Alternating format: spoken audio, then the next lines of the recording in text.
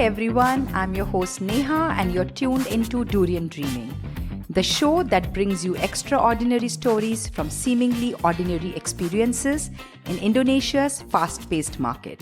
Let's dive into today's conversation with another inspiring guest. Hi everyone.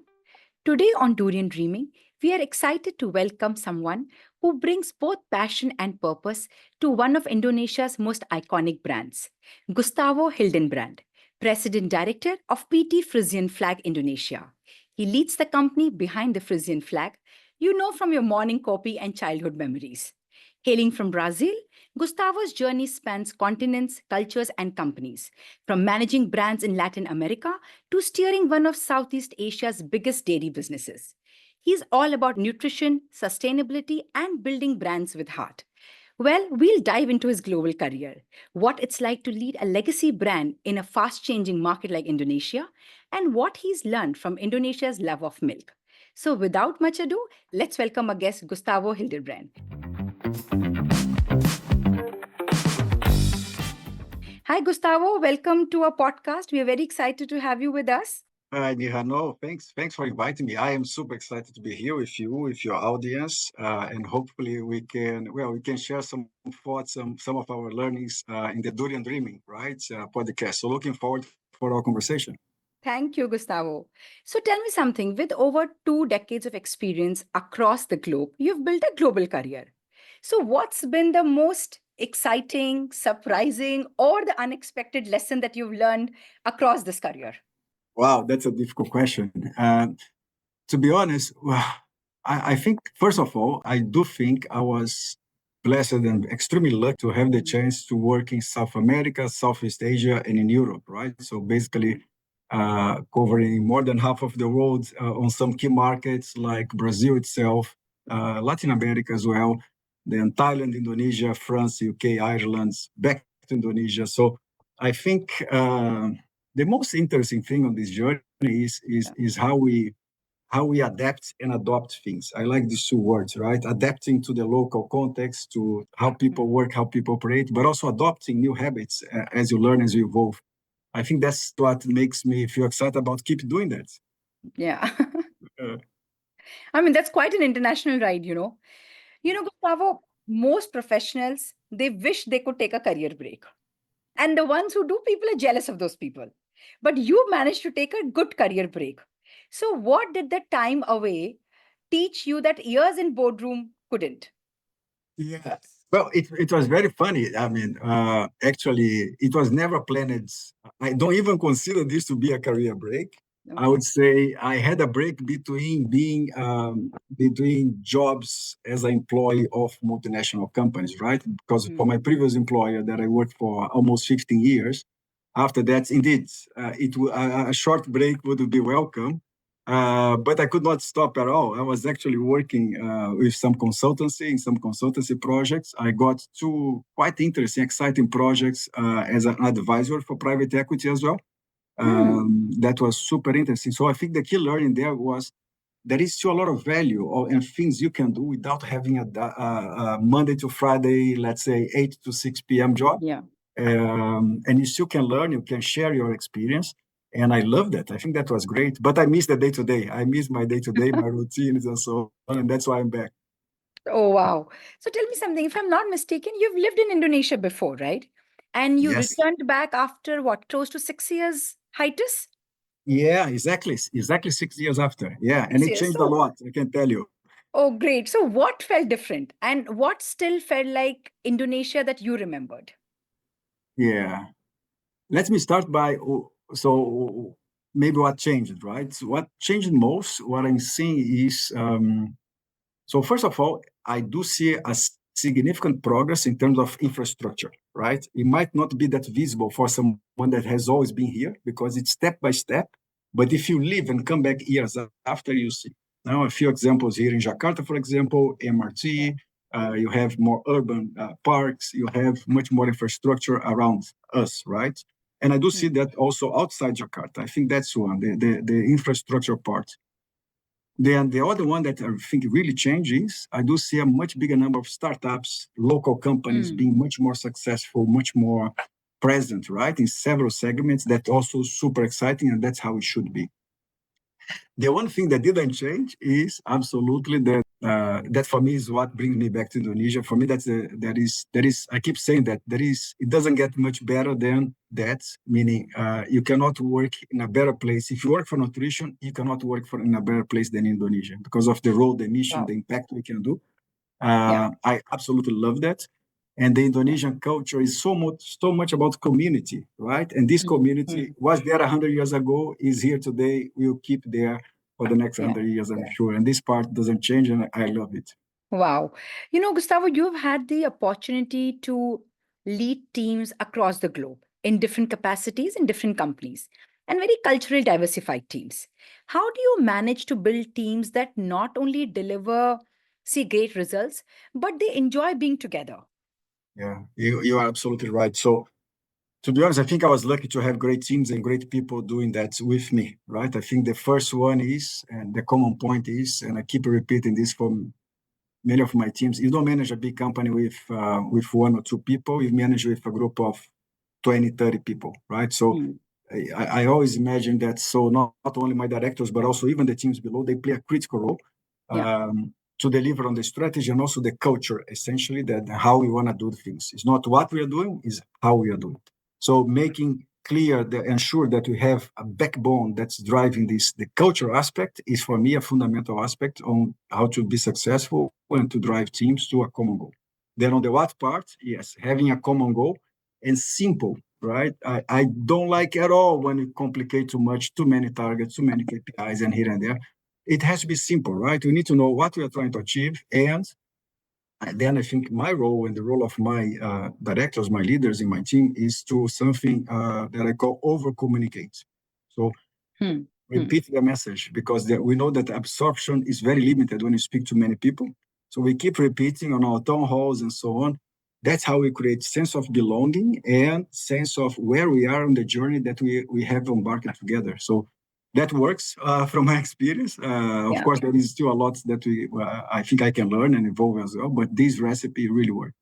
Oh, wow. Now let's move on to the local dairy farming industry. So give us a bit of a synopsis about how big is this industry and what Frisian Flag plays a role in it, because you guys have a big footprint here in Indonesia. 102 years itself is huge.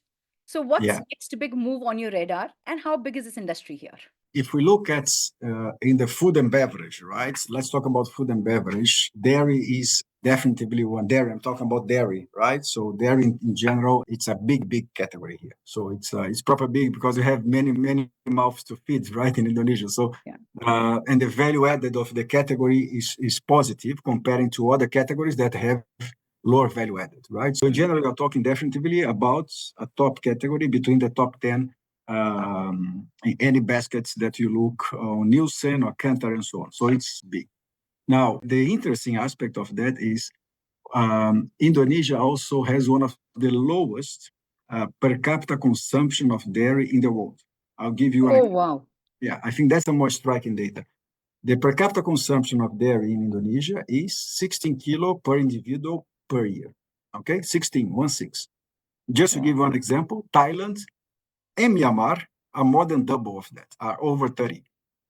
Okay. When you go to Malaysia, if I'm not wrong, is above 40. So 2.5 times. So it tells us that, to be honest, the job to be done here is absolutely about developing the dairy categories, right? And increasing the per capita consumption. Now, the good news is it's a big agenda for the current government as well, right? So as you rightly mentioned, local dairy farming development is a big priority for the government. And by the way, something that Frisian Flag is very proud to be on the front foot, leading, participating with the government, with the local farmers. I can tell you a bit more about that, but that's the number one priority. Because, and I'll stop my answer soon, at the same time, the per capita consumption is very low. Unfortunately, Indonesia is also very far from the self-sufficiency. We only produce 20% of the local milk consumed in Indonesia. So there is a lot of work to be done there. Oh, so at one hand, the consumption per person per year is low, but that also is not met, and only 20% of it is met. Exactly. So it's the two. I think on our way, it tells you indeed that if the per capita consumption, let's say, double, right? Yeah. So round math here, if Indonesia does not accelerate the local production, this will be like 10% only local, 90% imported. So imagine that. So it would be 1 out of 10 liters only being local. Although the 9 liters consumed locally would be imported from somewhere else. And that's, of course, not okay, right? So that's the self-sufficiency of milk is an important factor and asset for any government nowadays. Yeah. So while this also tells us there's huge potential, right? Because there is an unmet need, clearly. But tell me something, why is there a gap? Why, when clearly the milk companies or the dairy companies can see that, there is a requirement, but despite that, it's not met. So why is it not locally produced and import and versus it's imported? Yeah, so I think, to be honest, it is a combination of factors. First of all, dairy as an industry was never a priority in Indonesia in the last many, many decades. So I come from South America, as you know. So, of course, in South America, we have plenty of dairy. The dairy culture is there for centuries, right? So it's part of the people's daily life, right? So I think that's the first answer. Then the second one is that it takes time and it requires a lot of coordination to properly develop the dairy industry, right? So Indonesia has been successful developing self-sufficiency in some commodities, right? Recently, in the past, but the dairy part is still very far. So I do believe the good news is the government now is tackling that. So incentivizing importation of cows, supporting educational programs for the farming as well, talking about milk school, right, program. So at least starting to plan for that. So there is a combination of factors that have to come together for this to succeed. And the magic, I would say, powder is if the government can stay consistent with this measure over the next decades, I'm pretty sure Indonesia will be there very soon, right? But consistency would be the secret to achieve. If in 2-3 years' time we change plans, this will take another 10, 20 years to develop. Wow. So while, there is animal-based milk, right? There's also Yeah. plant-based milk that continues to grow here. Yeah. So is this a space where Frisian Flag is planning to lead or maybe innovate differently? Yeah, that's a good question, actually. Well, I had the opportunity in my career to work with plant-based before as well. And I respect a lot of companies that do that, of course. But look, what we are seeing today is there is people, there is more and more in the northern hemisphere, in the Western world, absolutely. You see more and more people, they define themselves as flexitarians. It's a super interesting aspect. People is not vegetarian. They don't want to be vegetarian necessarily, but they want to have both. Sometimes, you know what, for a coffee, I want to have a coffee with this oat milk, but for my porridge, I want to have the cow's milk, and I keep eating my cheese. And so these are the flexitarians that we see. Now, in Asia, in Southeast Asia, we do see some growth of plant-based milk. By the way, this, what I think you are describing as a plant-based milk, is the modern plant-based, right, that we are having nowadays, because actually plant-based was created in Asia, right? So the soy milk exists in China and in Southeast Asia for centuries already. So this is already part of the culture here, to be honest. So I think that's, and this combination of flexitarianism is here for many, many years. Now, answering your question, no, Frisian Flag will keep focusing on dairy nutrition because that's where is our expertise, right? Affordable dairy nutrition. We are very proud of it. We believe both technologies, dairy and plant-based, are technologies. We believe both live together, play different roles, and we are happy to play our parts. So tell me, what's the craziest dairy product innovation you have come across, or maybe secretly wished you could create? Yeah, no, that's a difficult question, right? So we see many, well, I see more and more companies going towards solutions in terms of value added specific for specific SKUs, right? As functional benefits, having functionality. In general, I really like that. I think that's the way forward for many categories, not only for dairy, by the way. Now, one new technology, I like, I'm not a tech guy at all, but I love learning about technology. there is something called precision fermentation that I'm sure you heard about.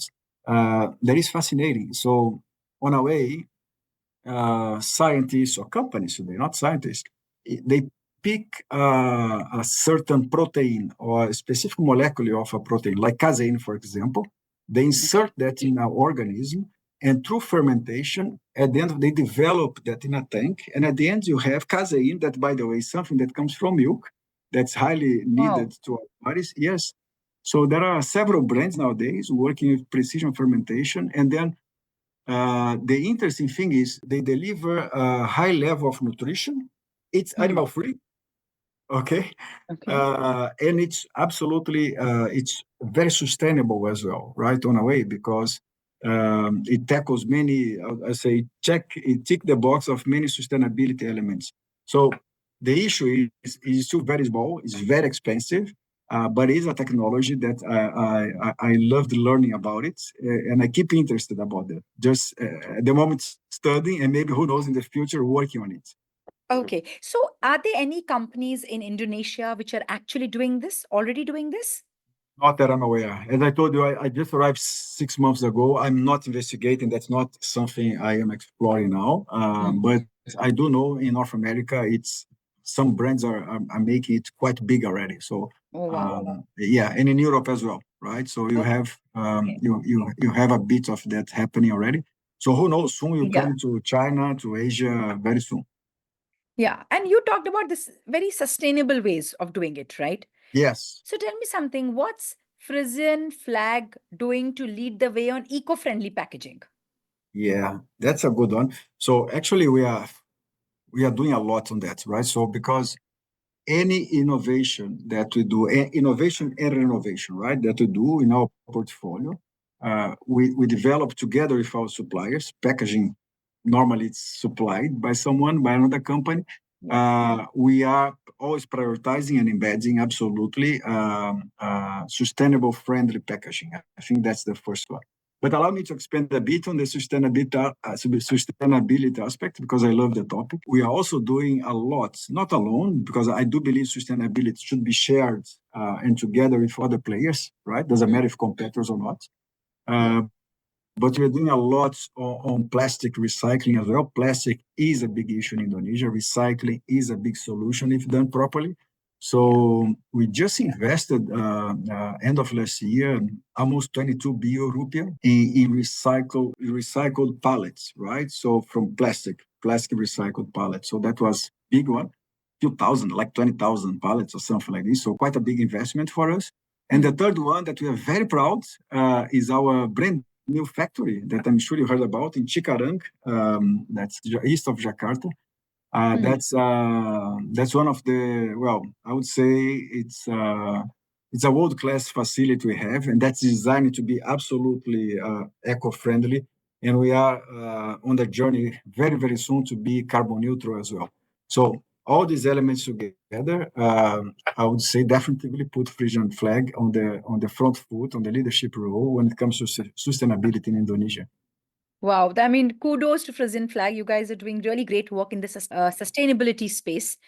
Now, I read somewhere that Prabowo's proposed national school meal program. Yes. Would Frisian Flag be ready to support such an initiative at scale? Yes. I would say not would be, we are already. And actually, I can share with you a story. Okay. Actually, the team did, we are already doing a pilot nearby our factory in Cikarang, by the way, as I mentioned to you. We are doing a pilot already, even with schools, public schools around Cikarang. And we partnered with one local university, and we are studying also the nutritional impact on those children having 1 glass of milk per day, or one unit, right, of our ready-to-drink milk per day. So that's fascinating. We have been discussing about that with the government. We have been sharing that. And that's absolutely the right thing to be done. I genuinely believe, as I told you, the per capita consumption is very low, like 16 kilo per year per individual. But also something we didn't discuss is that in Indonesia, unfortunately, what I call the double burden of malnutrition is still very prominent, right? So we still have almost 40% among us moms and children who have any kind of malnutrition issue, right? And we do know that the essential dairy nutrition would help not only solving, but at least minimizing significantly several of those gaps. So we welcome, of course, the school meal program. There is a long journey to be there. The government is just starting with pilots, localize it, and we are supporting as much as we can. Yeah, no, this is great work, Gustavo. Congratulations on it. Great. Because, you would have also noticed that most people in their coffee, especially the rural people, they're using sweetened condensed milk. But, we're seeing the shift to more healthy, healthy formats. So are you seeing the shift too? And what is Frisian Flag doing to combat that? If you go back in the history, this was created as being a way to deliver a long shelf life, right? Some level of dairy nutrition. So there is dairy nutrition there. So there is in our sweet condensed milk, you find calcium, you find protein, you find vitamins as well. So I'm very, very proud of the sweet condensed milk that we have. That is very different the way they use in my home country in Brazil. That's basically something for dessert. Here, no, as you said, mix with coffee, mix with tea. It plays a big role because it adds to that coffee and that tea some level of dairy nutrition that people want and need at the end of the day. And of course, make the taste because the taste becomes more sweet, more pleasant. And let's remember also, right, as human beings, we love what I call indulgence, right? So, and sweet condensed milk, I think our category, we have the role to play what I believe that is nutritious indulgence, right? So there is indulgence there, but we need to make sure, because we are the market leaders, that we deliver some basic dairy nutrition through that product format. Okay, so now it's our job to develop and reinvent this category over the next few years. And I'm excited to be part of the team to do that. Right. You spoke like a true brand custodian. I had never had such a healthy take on a sweetened condensed milk. It's good. Actually, it's very good. I do that myself. I love my tea with some of our sweet condensed milk. There is a Frisian Flag Gold. It's not an advertising, just sharing with you. Yeah. Frisian Flag Gold, that's my favorite one. The texture in just a half spoon of tea in a cup of tea, it's super nice. And look, this category, I do a parallel on. If I'm sure you, when you visit the US, right? When you go there, the Americans have that big bottle of what they call coffee creamers. You know that. So Yeah. So if you look nutritionally, our sweet condensed milk is more nutritious than that one and plays the same role because it's a modifier of the coffee and tea at the end of the day, right? Bring indulgence, but also some level of nutrition that is there. Yeah, okay. All right. Gustavo, there's local dairy startups are gaining a lot of traction in Indonesia. And you also mentioned that one of the changes that you saw are the startup scenario compared to your first stint in Indonesia. And Yeah. these local dairy startups are aiming to reduce the reliance on imports because they're self-producing it. Do you view them as potential partners or rivals in developing the local dairy ecosystem here in Indonesia? Yeah, fantastic question. To be honest, I'm not. I know them. I know they are there and they are popping up, and I really welcome that. And I think every dairy player should welcome that because honestly, from the start of the conversation, the big job to be done is to develop dairy as an industry, right? We have one of the lowest per capita consumptions in the world. If we develop the per capita consumption with different companies, different formats, different technologies as well, this is what needs to be done, right? And I genuinely believe that the dairy industry should operate more and more with an ecosystem, right? So where different players will play different roles, closing some gaps, also contributing to each other with different solutions. And that will only do good for not only Indonesia's account, but we need to think about that at the end of the day, we're talking about those families, the moms, the children, right? The family on the table together having a breakfast with more dairy nutrition. That's the ultimate goal at the end of the day. All right, great. I have one last question from the business side, but then I have one last question for the podcast. So, from the business Okay. aspect, a Frisian Flag has been here for as long as 102 years. It's a staple in Indonesian homes. How do you balance honoring that legacy while also keeping the brands fresh for Gen Z and beyond? Yeah, very good one. Indeed. So we are proudly here for 102 years. And It's not a but, it's an and. If we want to stay for more 102 years, we need to reinvent ourselves every single year, right? So it's not about being laid back and happy with the leadership position we have in several markets where we play. It's about exploring, first of all, where we are, how can we be stronger, right? How can we be honoring our mission of affordable dairy nutrition for Indonesian families? And also, how can we explore new segments, new territories that we can go? So ultimately, that's how we address that in our strategic planning exercise. I think that's one. Now, connecting with the younger generations, of course, as well.